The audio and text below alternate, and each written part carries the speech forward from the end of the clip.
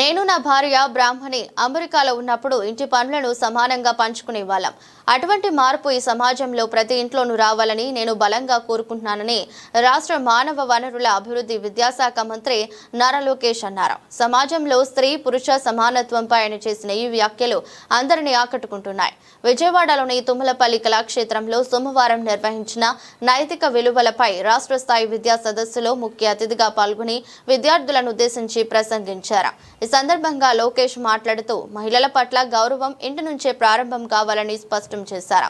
చిన్నప్పుడు కులమత ప్రాంతాలకు అతీతంగా అందరినీ గౌరవించాలని మా అమ్మ భువనమ్మ నాకు నేర్పించారు. కానీ మన సమాజంలో గాజులు తొడుక్కున్నావా, చీర కట్టుకున్నావా అంటూ మహిళలను కించపరిచే ధోరణి ఇంకా కొనసాగుతుంది. దీనికి పూర్తిగా ఫుల్ స్టాప్ పెట్టాలని పిలుపునిచ్చారు. సినిమాలు, వెబ్ సిరీస్లలో కూడా మహిళలను అగౌరవపరిచే సంభాషణలు, సన్నివేశాలు లేకుండా చూడాలని ముఖ్యమంత్రి, ఉప ముఖ్యమంత్రులతో చర్చించినట్లు ఆయన తెలిపారు. విద్యాశాఖ మంత్రిగా బాధ్యతలు చేపట్టాక పాఠ్య పుస్తకాలను పరిశీలించగా ఇంటి పనులు చేస్తున్న ఫోటోలన్నీ మహిళలవే కనిపించాయని లోకేష్ గుర్తు చేశారు. ఆ చిత్రాలను వెంటనే మార్పించాం. ఇంటి పనుల్లో పురుషులు కూడా పాలు పంచుకుంటున్నట్టుగా 50-50 నిష్పత్తితో కొత్త ఫోటోలను చేర్చాం. ఈ మార్పు కేవలం పుస్తకాలకే పరిమితం కాకుండా ప్రతి ఒక్కరి ఆలోచనల్లోనూ రావాలని ఆయన ఆకాంక్షించారు. నా ఎంబీఏ కానివ్వండి, నేను అమెరికాలో చేశాను. స్టాన్ఫర్డ్ యూనివర్సిటీలో నేను ఎంబీఏ చేశాను. చాలామంది నన్ను ఒక విషయం అడిగారు, స్టాన్ఫర్డ్లో ఎంబీఏ చేసావు, తిరిగి భారతదేశానికి వచ్చావు, స్టాన్ఫర్డ్లో నువ్వు ఏం నేర్చుకున్నావు అని అడిగారు. స్టాన్ఫర్డ్ ఎంబీఏలో ఫైనల్ ఎగ్జామినేషన్లో టీచర్లు ఉండరు, ఇన్విజిలేటర్లు ఉండరు. ఎగ్జామ్ పేపర్లు తీసుకొచ్చి అక్కడ టేబుల్ పైన, ఇంత పెద్ద హాల్ ఉంటే టేబుల్ పైన ప్రొఫెసర్ గారు పెట్టి వెళ్ళిపోతారు. మాకు ఒక ఆనర్ కోడ్ సిస్టమ్ ఉంది. ఆల్టర్నేట్ చైర్లో కూర్చోవాలి.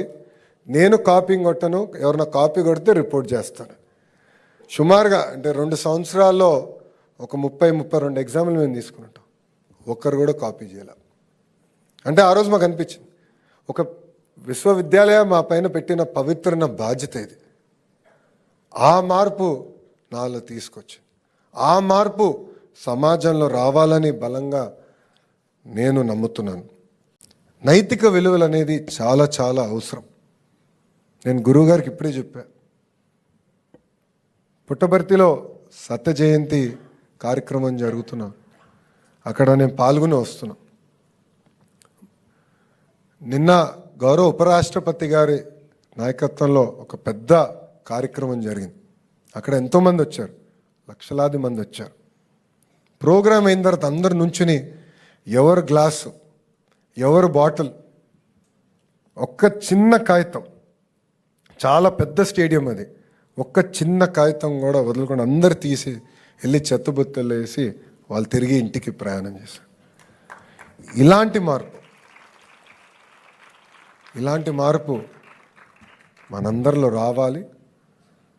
అప్పుడే సమాజం, ఏ సమాజం అయితే మనం ఆశిస్తామో అది మనం సాధించుకోగలుగుతామని ఈ సభాముఖంగా మీ అందరికి తెలుపుకుంటూ